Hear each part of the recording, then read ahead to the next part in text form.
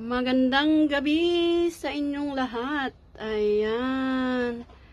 8:45 ng gabi dito sa UK. At ayan, si Mr. Sun ay palubog na. Dito ako sa aming terrace. Yan ang view mula dito sa taas. May mga tao sa baba. Hindi pwedeng ipakita. Kaya dito lang tayo. Ayan ang sunset.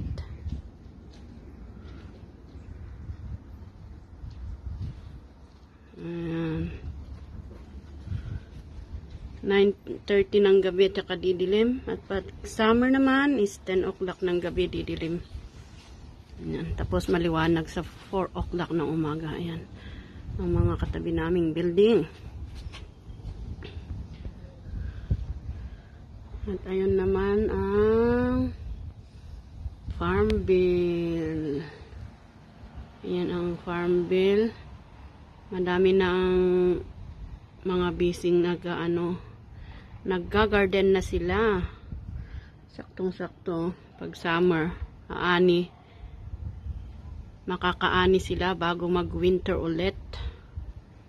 Ayan guys, ang aming view mula dito sa aming tinitirhan. Kapsada dun sa baba. Malakas ang hangin. Lamig-lamig pa.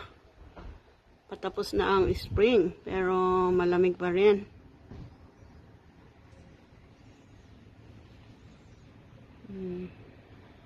May mga nagtatanim dun ng beans, mais, kalabasa, at kahit ano pa, mga spring onion. Ayan. Si Mr. Sun.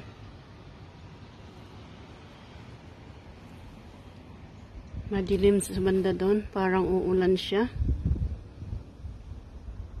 Grabe, ang lamig pa rin. 18 degrees ngayon or 15. 9 o'clock saktong lulubog si Mr. Sun. Tapos biglang dilim. Ayun ang lakas ng hangin. At ayun ang mga punong kahoy. May mga dahon na sila, green na green. Lamig. Malamig ang simoy ng hangin. Pa-summer na pero malamig pa rin. Tapos ayun dilim dun madilim ang kalangitan. Mukhang uulan. Ayan. Thank you for watching.